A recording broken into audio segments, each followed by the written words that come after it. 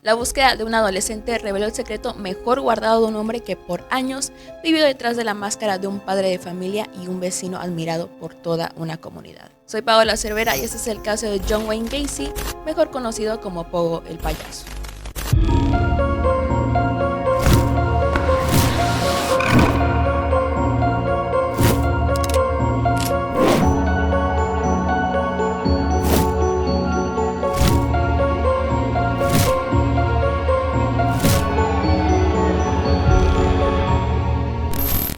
John Wayne Gacy nació el 1 de marzo de 1942 en Chicago, Illinois.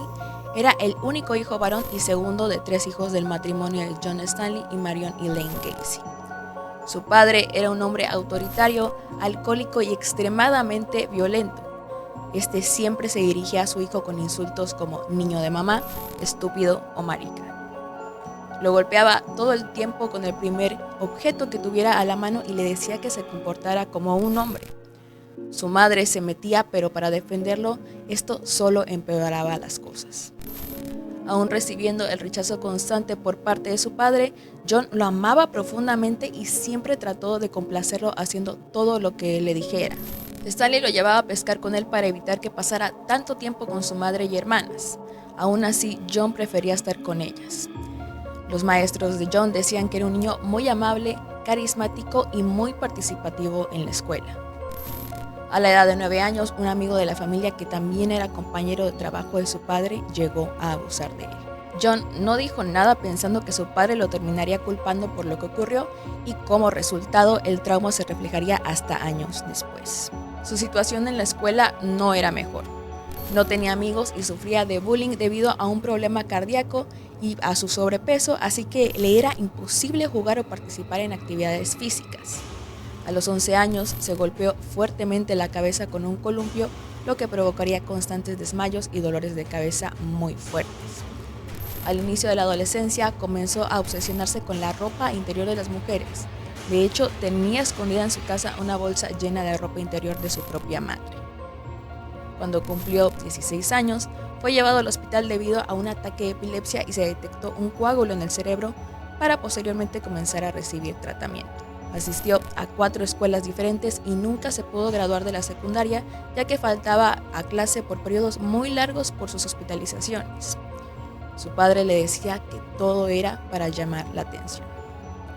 A los 18 años se volvió un demócrata que quería ser partícipe activo de la política, meterse más a fondo en este mundo e incluso postularse para candidato. Esto no le cayó para nada bien a su padre, ya que él era republicano, pero no podía hacer nada ya que su hijo era mayor de edad. Stanley, en vista de que ya no podía controlar la vida de John, le regaló un carro que en realidad tenía que pagarle, así que si su hijo hacía lo más mínimo que enfureciera a su padre, le escondía las llaves. Cansado del trato que recibía de su padre, decidió dejarle su carro y se mudó a Las Vegas a la edad de 20 años. Una vez que llegó con un poco de esfuerzo consiguió su primer trabajo y sería en una funeraria.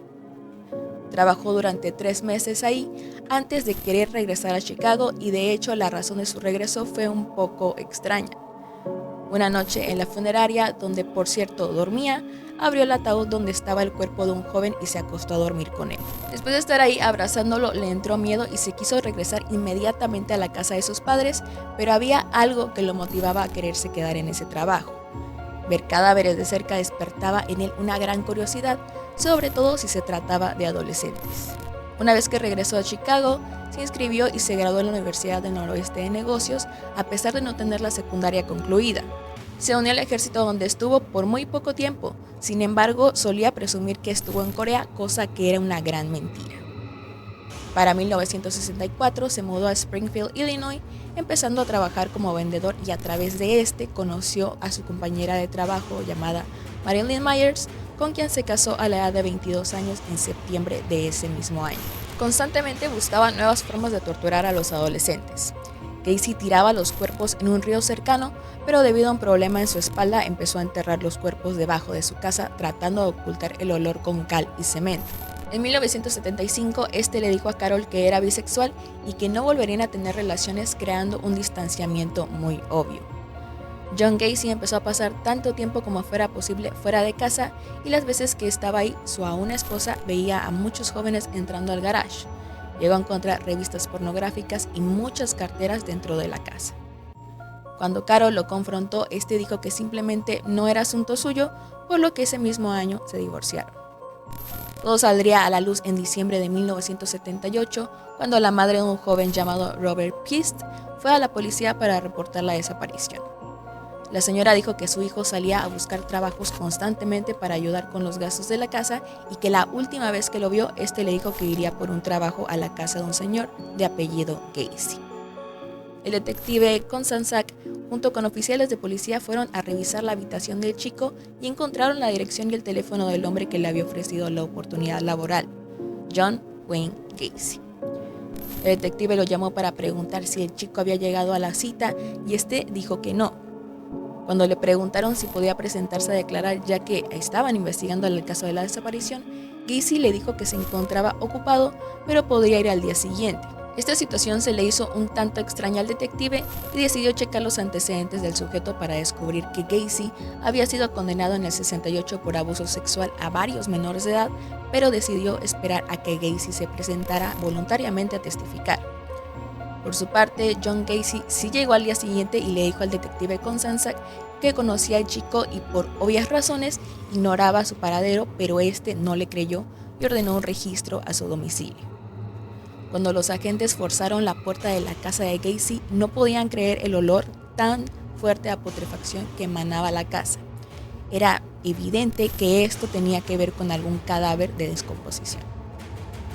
Lo primero que encontraron fueron ciertas revistas, cadenas, candados, esposas y sogas. No había duda de que Gacy era un asesino, sin embargo, nadie estaba preparado para lo que serían testigos. Un dato interesante de John Gacy es que desde que era muy pequeño amaba a los animales, cosa extremadamente rara ya que un rasgo bastante común en los asesinos seriales es que empiezan matando cualquier animal que se les cruce en el camino. La historia de Gacy fue inspiración para varias películas de terror sobre payasos, siendo la más popular Eso de Stephen King.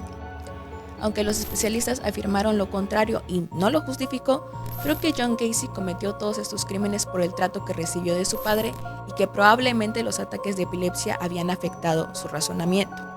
¿O qué opinan ustedes? Soy Paola Cervera y los veo en la siguiente emisión de Enigma de Medianoche aquí en Dime News.